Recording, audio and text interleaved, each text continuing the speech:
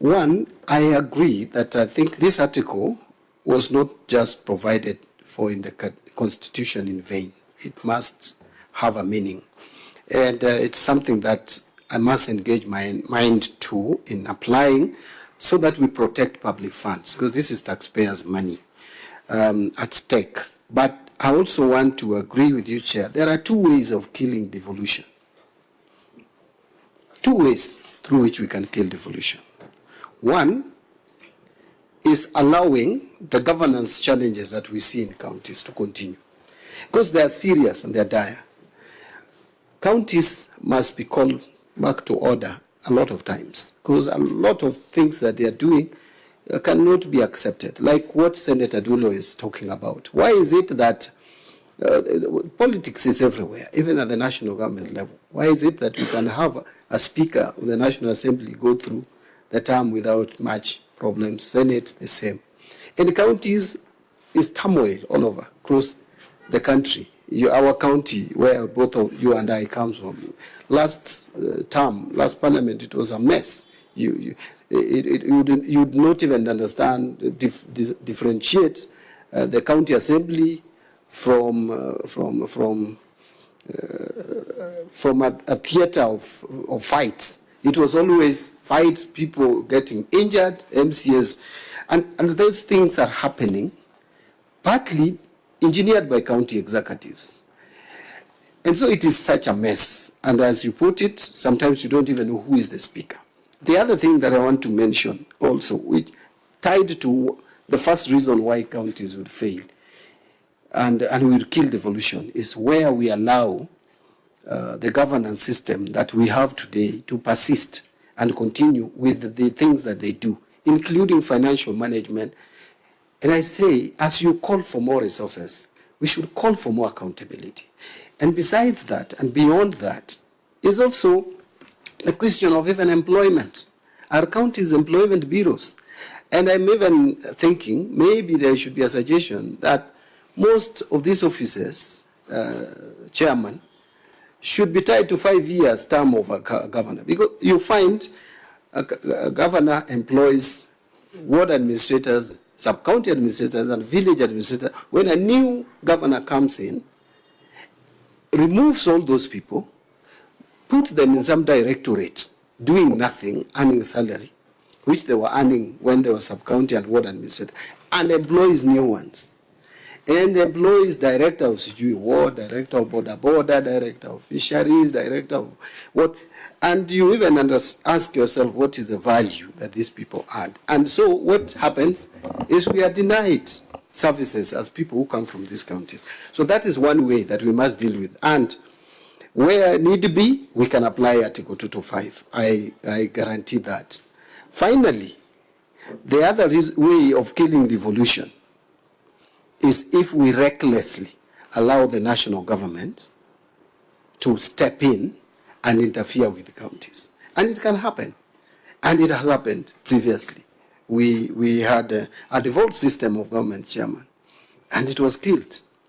So the national government must exercise caution. And you and I and the Senator Sifuna here, we come from a political party which has prided itself as defenders and protectors of devolution. It would be wrong for me to sit at the National Treasury and be accused of working towards killing devolution and killing county government. And that is why I have to exercise caution in applying this article, so that I don't show the thirst of just, okay, one county, there are challenges, there are reports of misappropriation, no more funding. And you know, it is very easy for me because it gives me space and breathing space. Because when I don't transfer money to county, to Homa Bay, for example, that I'm not required now because of the constrained exchequer availability, I would be very glad not to transfer. But remember, who is benefiting? It's at least 50% would still go to the county. Yes. And it's for a maximum of 60 days. Yes. And you see the beauty, and that's why we want you to, as you've said, apply your mind to it, is that part of it is that the county must come up with a recovery plan. You are compelling the county to come up with a recovery plan within the 60 days. So it's not indefinite. And that's what some counties need. We have what we call the list of shame. About 10 counties where their wage bill is 50% and above. I think our county, Homa Bay, is almost at 55%. Kisii is almost at that level. So you'll find a county where the wage bill is above 50%. It has had either an adverse opinion or a disclaimer, and it has serious audit issues, procurement, financial management issues. If we were to develop a matrix and put all this together, it would then allow you to step in not to kill, but stepping in almost like an administrator to compel the county to come up with a clear plan that would then be, I think, addressed, control of budget. You've got a role in that, in making sure that there's a proper recovery plan. And sometimes that's what some of these counties need, because primary oversight has died across the counties. The county assemblies are completely incapable of holding their governors to account. When we bring the governors here, we are doing secondary oversight. We don't have an insight or input on their budgeting, on their procurement, on their spending, on their appointments. We are, what do you call those doctors who Johansen would work? Yeah, we are morticians. We are morticians. And yet the public will tell me in my county that you are not correcting the government of their misdeeds. And yet that is a primary responsibility of the county assembly. So that's the frustration that brings us to this thinking that there are some counties where we need to put under administration for 60 days. And I want to encourage you to apply your mind to it, because it is not necessarily killing devolution, but the corruption and the bad behaviors in county governments, some which are led by governors from the party that Senator Sifuna comes from, is an embarrassment. Correct. Chair, in fact, that's the part of the provisions that I wanted to point the CS to. And the other attribute of a party that I come from is that we like to take bold action. CS, just for the sake of the frustration of the Senate, just give us one county. But you see, I'm also wondering how this will work, because you've also been accused as a ministry. They say that the National Treasury thinks that it is a treasury for the national government, that you prioritize national government. Can you tell us, for instance, sitting here today, whether you ever comply with the disbursement schedule that is passed by the Senate? What is the most current disbursement now? You see, Chair, that this particular mechanism would only work where the National Treasury is actually complying with what is it called, the disbursement schedule. So if you are telling governors you'll punish them for 2 months, and they are saying the last disbursement you have said is for which month are we on? In August, they'll tell you the last money they got is for May. Then how will this mechanism come in, CS? So personally, I just wanted to let you know that personally I'm very happy with the move to the accrual basis, because the CS knows that I'm also an accounting officer, I'm audited, and the Auditor General has been giving me grief because they see the money that the National Treasury owes my political party, and they don't want me to put it there. That the National Treasury owes me 11 billion Kenyan shillings as ODM. But I'm happy now. My finance manager, who's your friend, the Honorable Kawino, will have an easier time. It's the only query that the auditors raise, that we budget for money on the expectation of the law. On the expectation of the law. We have court orders from here to Timbuktu.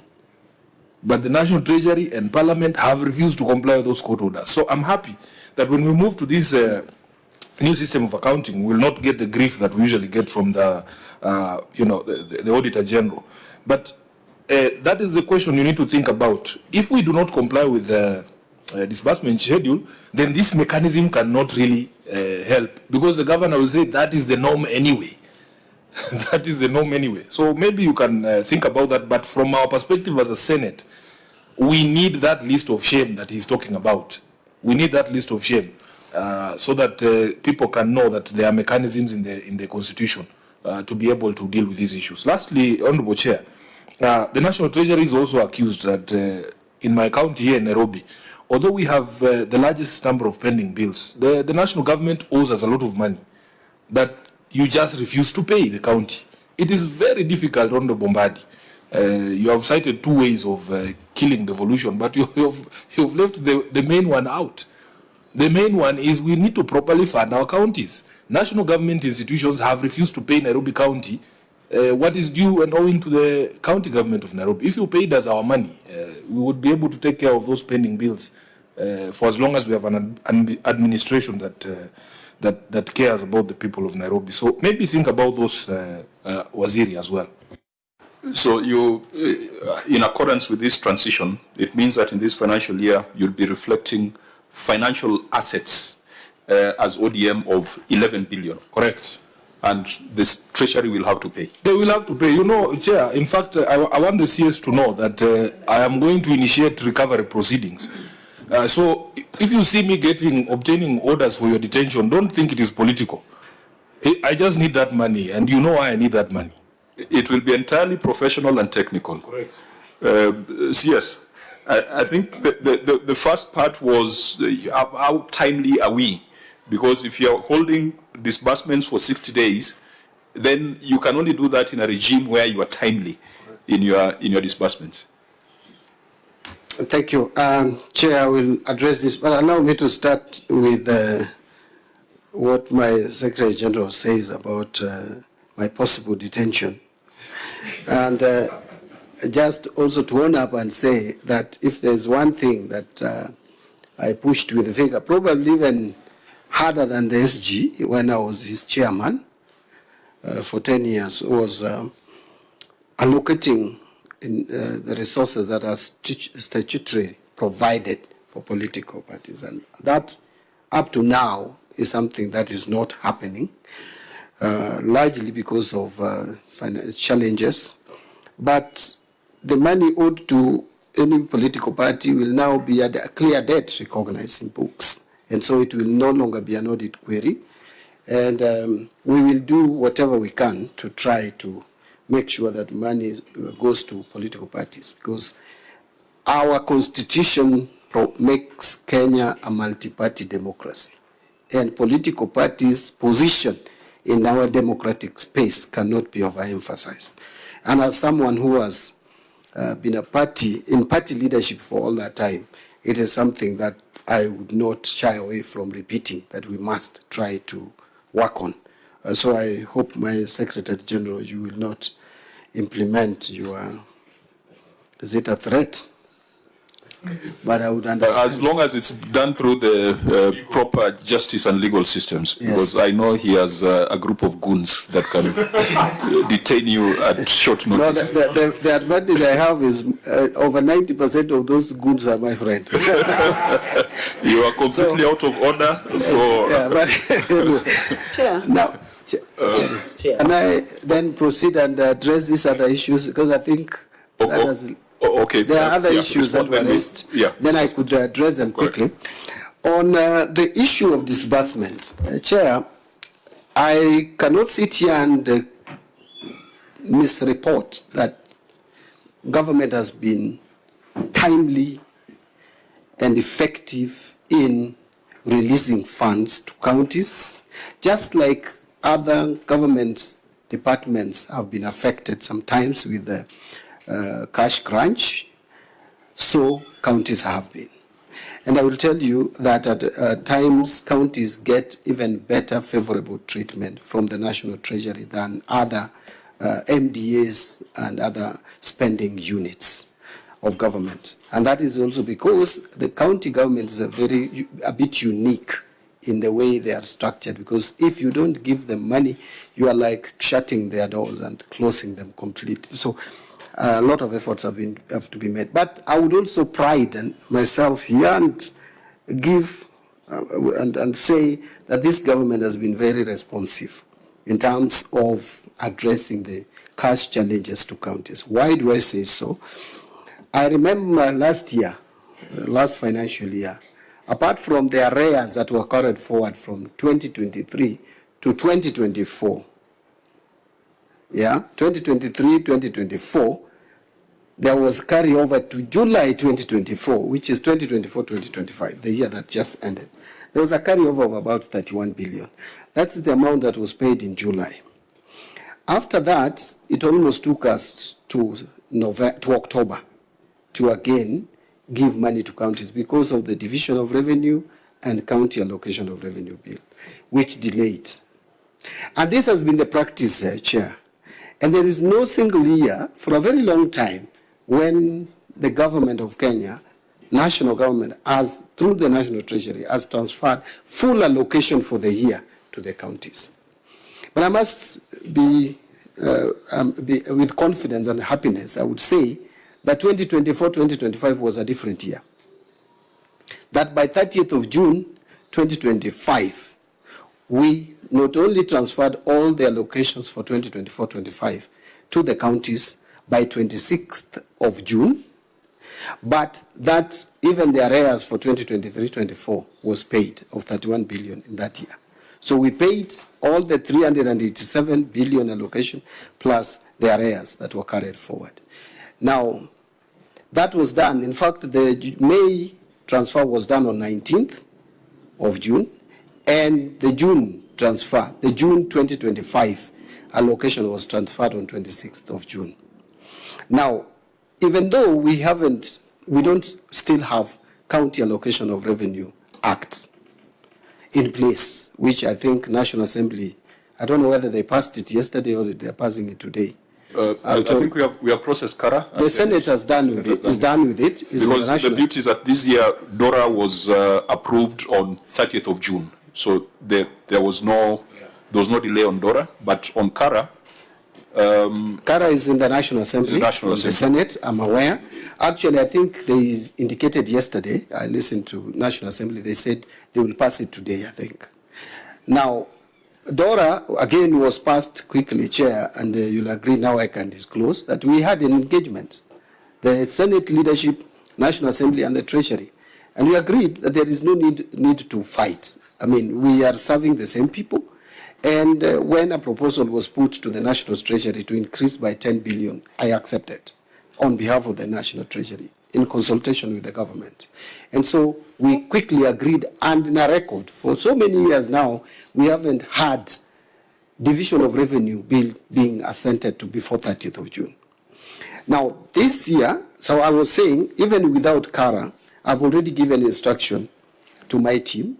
On Monday, latest Tuesday next week, we are going to transfer the July allocation to counties in full to all the 47 counties. And so then we will now remain with August, which we are still in August today. But I want to commit here before the people of Kenya. Senator Sifuna, what are you whispering? I'm saying now, that sounds like us. Us who? As ODM. That's a very rare compliment. So that's why I wanted it to be. I'm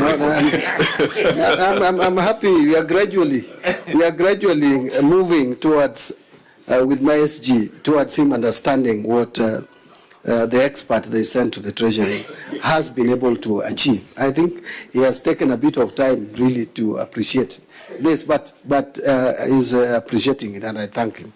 Now, so I want to commit here to the people of Kenya that the July allocation to counties, all the 47, will go latest Tuesday next week. And Chair, by the way, last financial year, we even cleared transfers to CDF in full, including the arrears of 13 billion from the previous year. Finally, even the pensions, even for women reps or the GAF was transferred in full, including the pension claims that came to Treasury, we processed and cleared. Now, on the issue of list of shame, I take note. I think I'm going to, as I said, I'm going to engage our minds more as Treasury on application of 225 of the Constitution, Article 225 of the Constitution, on how to deal with some of these counties which have persistently refused to follow the law in financial management.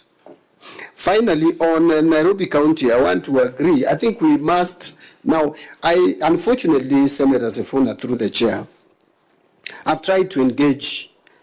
You know, we did commission from the report of the Senate, your sister committee, chaired by Honorable Sotsi. We constituted a team that looked into these, especially pending bills relating to pension schemes.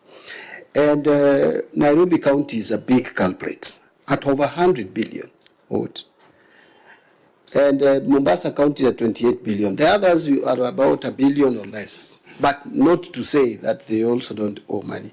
Now, I've tried to engage, we've sat with Mombasa County, and I wanted also to meet Nairobi County. Somehow it has been difficult. The governor sent his officers, but I thought if I have to engage, I need to engage with the governor because he is the buck stops with him.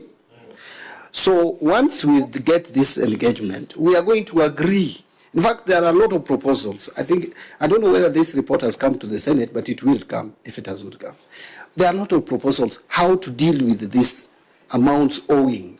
The national government is owing, the counties is owing the national government. We need to find a way of settling them in a way that both parties benefit. Yes, just confirm, the report is already ready on those proposals of dealing with those pending bills. Is the report ready? Or I heard you... The report is actually has been submitted to me. Oh, okay. Yes, then, the report of the committee, and which will find its way to the Senate if it has not. Okay. I'll just work with my team. It's a very comprehensive report. They did a good job. And so we need to tie it up. So first I'll meet with the Nairobi County because it's the biggest culprit here.